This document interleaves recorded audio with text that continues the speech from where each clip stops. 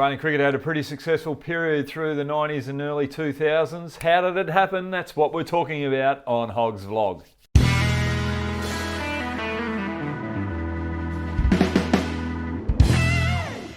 Yes, we did have a bit of a strong period through the 90s and 2000s. We had a dominant team. There was a lot of legends there. But was that the main reason why Australia's success happened through that era? No, it wasn't. There was a lot of hard work leading up to that particular period. And we have to go back through to the early 80s. The early 80s, Australian cricket was unprofessional. It was diabolical. It was disjointed. Changes had to be made. We had a win ratio of 25% in Test and 42% in one-day cricket. So what did Cricket Australia do? They brought in a coach. In 1986, Bob Simpson was the first Australian coach. And he had hard work ethic. And if you weren't willing to get on board where he wanted to take Australian cricket, you were out the back door. He had free rein on the players that he wanted.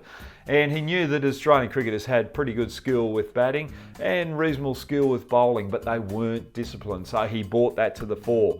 But one area where he thought Australian cricket could really dominate over other teams and get a bit of an advantage was in the fielding arena.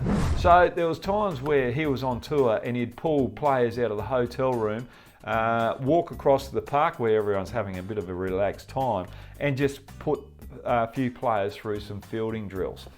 And what happened? Australian cricket improved. We won a couple of World Cups and we started to dominate the Ashes again. But it wasn't just Bobby Simpson's appointment as coach that changed Australian cricket.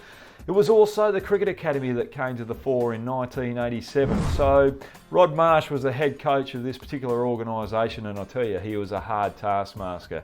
He would put the players through some intense training sessions on a skill set. There were times there where batsmen had to face up on the quickest cement wicket against rubbery balls from a bowl machine, and he would get it as fast as he possibly could and target the head region where they'd have to try and attack the ball with playing pull shots.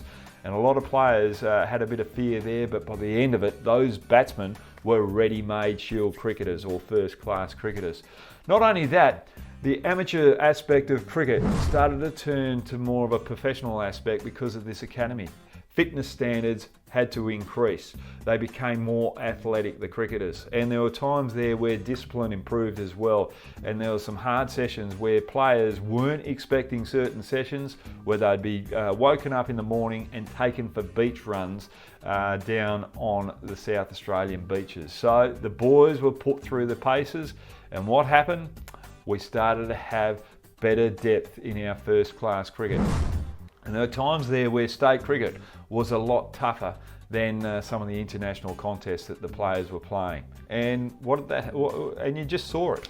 There were times there where in the Australian summer, we would have Australia playing Australia A in one-day cricket in a four-team competition. So we'd have the West Indies over with England, let's say, with Australia A and Australia playing. And that's how much depth we had. The Australian A team could beat most of the international teams. But then you look through to the 1990s and early 2000s when John Buchanan came to the fore. He took it to a new level. And I've got a little sheet here too, a sheet of paper of one of the times that I went through with John Buchanan. We had training standards where we were training out match intensity.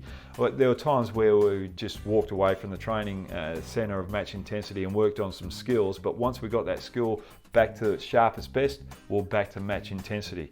He was also a big component on fielding. I'm just looking at these stats here. I'll just put my glasses on for this particular thing. And it just, one of my performances here against Sri Lanka back in 2003 and 4 when I first came back in the Australian team. I had 2 poor throws, but I saved 6 runs. I had 5 good throws. I had 1 dive stop, 1 assist. That's where I flicked the ball up to one of my teammates when I was close to the rope. I had 2 run-outs and I had 1 catch. But then I look at my bowling, and one of my key indicators was getting as many overs as I could where I went for 4 runs or less. I had 5% of my overs in that particular bracket, and 5 runs or more, I had 5% of my overs there. So I was pretty disappointed with that particular performance with my bowling, because my main KPI there was getting more overs in that 4 or less run bracket. So he brought in the KPIs.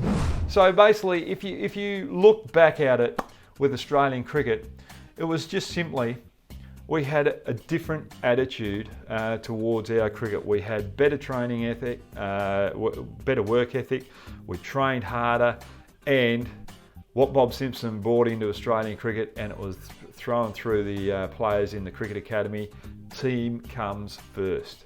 And if you look at it, the likes of Adam Gilchrist, Ricky Ponting, Damien Martin, Michael Bevan, Glenn McGrath, even Shane Warne, all went through that Cricket Academy, and those values were installed in those particular players, and that's why we became dominant in the 90s and early 2000s. Thanks for joining me. That was a little lengthy video, but I just had to give you a bit of an insight into why Australian cricket was so dominant through that particular period. But if you like what I'm doing, you know what to do. Just get down on that little button and yeah, you'll get a notification of when the next video is coming out. But enjoy yourself, stay safe, and I better go and have a drink of water. Just choking there. Sorry guys, have a good day.